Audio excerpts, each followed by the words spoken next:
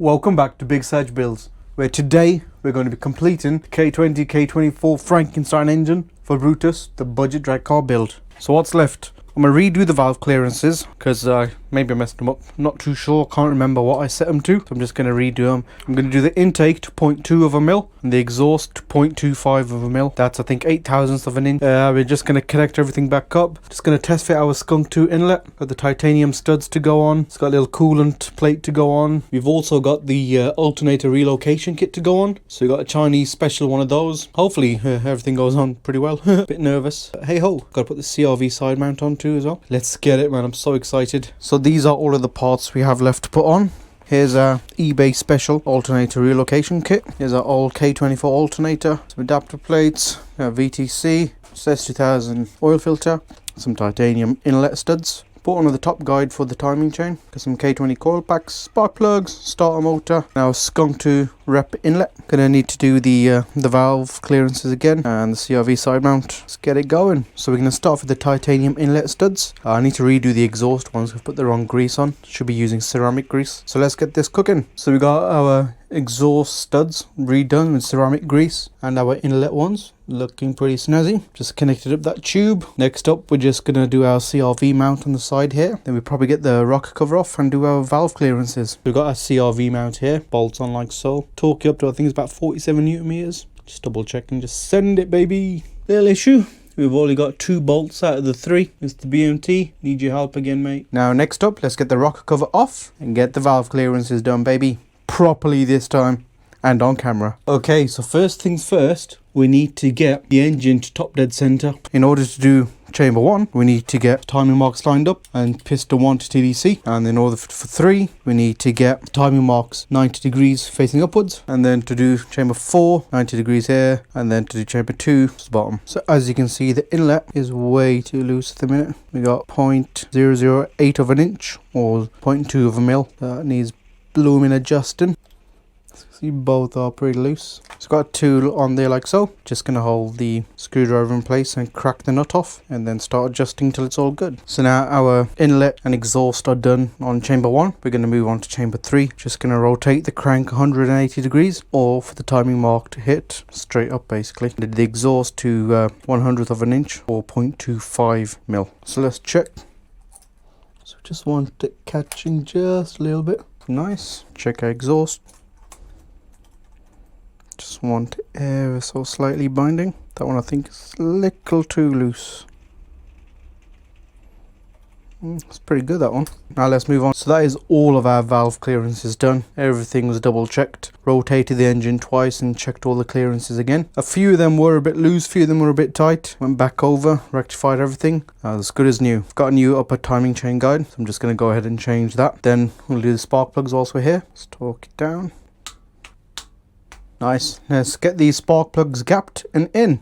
Okay, here we have our spark plugs. We have some BKR8 EIX, some Iridium IXs, baby. These are 2-step colder than factory. So even though we're NA, this should be Gucci. Let us get these gapped. I'm gonna gap it to 0.8 because why the hell not? Nice and easy. Now a little tool. Check the gap first. Oh, it's a bit big. Give it a little squeeze. Check again. Still a little big. Release the tension. And that is one gapped plug. This needs a little more. Check the gap. Oh, binds nicely. It's perfect. That's gapped 0.8 of a mil. This tool's just from Amazon, like freaking £14. Pretty handy actually. Now let's get the rest done. Okay, now that these are all gapped, let's get these installed, baby. I like to put the spark plug in the end of the coil pack so it don't fall down. Send the coil pack in. Give it a few turns. And then ta-da! Nice and easy. Got a spark plug socket, but I find the rubbers always fall out. Here, let's get the next ones all in. Now we're just going to torque them all up to 25 newton meters. Beautiful. So now let's get our rocker cover back on. Going to apply some silicone here, and the back 2 corners. And then we should be ready to install. Let's go for the VTEC solenoid. Rocker cover's on. Let's torque these down to 12 newtons. Get our coil packs in, torque them down, put our coil pack cover on. We should be golden. So coil packs are in, rocker covers all torqued down. Just going to torque these middle two to 12 newton meters. Going to put a coil pack cover on, put the VTEC solenoid on. It's coming together nicely now. Almost complete, baby. So if you're wondering why these 2 bolts are empty, The coil pack cover is going to go on and the bolts can go straight through. So we've got our VTEC solenoid, got a new gasket, that bolts and brake clean. So we're just going to try and give this a little bit of a clean up if we can. A bit scruffy. Let's go. Just going to give this a quick rinse down. Let's get rid of these clips. So let's remove the old seal. A nice new one. What I'm going to do, I'm just going to put a little bit of oil around the gasket itself. 5W14 an oil cap. Just ever so slight. Nothing major. Don't want to be installing rubber seals dry. I've always been told anyway. Press right in. Okay, that's marvellous. Let's get our cover back on. Like so. Nice, now let's get this installed on our engine. Bada boom, bada boom. Okay, VTEC solenoid is on. Let's feed the bolts through. And then we're going to tighten it evenly to 12 Newton meters as well. Spectacular stuff, baby. Whilst we're here, just quickly put a K20 crank sensor in. I did have a jumper lead, but I was up put the right thing in, you know. Why not? Time for the water plate at the back of the engine. So here we have our upper coolant neck. So we've managed to put all the pieces together. We've liquid PTFE'd everything.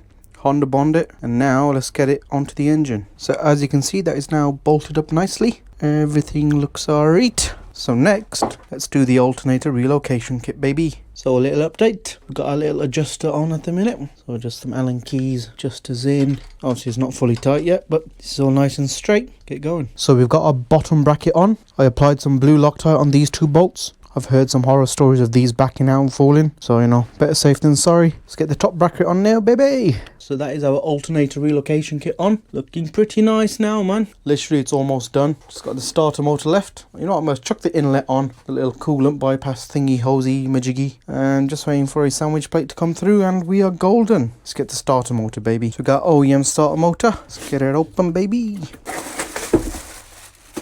Oh, yes. There we have it. Nice, new, beautiful OEM starter. Got some OEM bolts as well. And now, let's get it installed. After all of that hard work, she's more or less done. As you can see, everything is pretty much on. The alternator relocation kit, intake manifold is on. Literally just wait for an exhaust manifold. And the sandwich plate. Got an oil filter already for it, but let's not put it on just yet. But look at it.